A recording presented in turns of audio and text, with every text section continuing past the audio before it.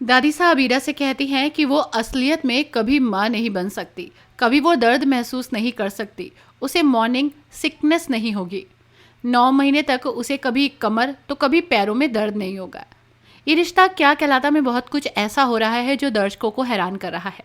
दादी साहब अबीरा को ये भी कहती हैं कि जो जन्म देता है बच्चे का रिश्ता उससे गहरा होता है।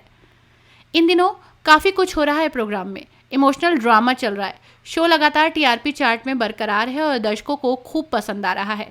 सीरियल में रूही अपनी फीलिंग्स के साथ स्ट्रगल कर रही है, तो वहीं आज दादी का गुस्सा अबीरा पर फूटने वाला है।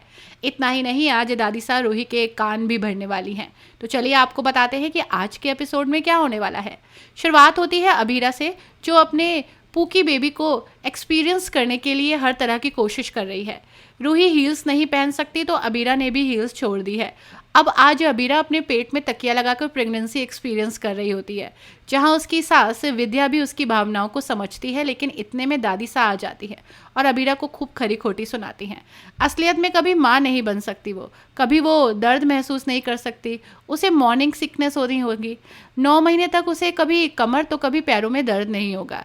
दादी साहब अबीरा को ये भी कहती हैं कि जो जन्म देता है बच्चे का रिश्ता उससे गहरा होता है। भले ही टेक्निकली पूकी तुम्हारा बच्चा हो, लेकिन उसका रूही से रिश्ता जुड़ चुका है और रूही से ऊपर उसके लिए कुछ नहीं होगा।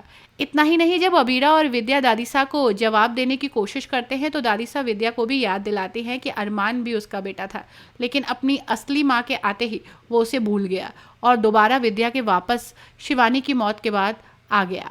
इसके बाद अबीरा और विद्या दोनों ही अपने कमरे में फूट फूट कर रोन रहे होते हैं, लेकिन दादी साहब की ये सारी बातें रूही ने भी सुन ली हैं और वो अबीरा और विद्या को रोते देखकर दादी साहब के कमरे में उनसे सवाल करने जाती है कि उन्होंने ऐसा क्यों किया। लेकिन दादी साहब रूही के भी कान भर देती है। दादी साहब रूही को कहती है कि सैरोगेट बनकर उसने दक्ष के साथ बहुत गलत किया, उसकी ज़िंदगी उसके बाद कभी नॉर्मल नहीं होगी।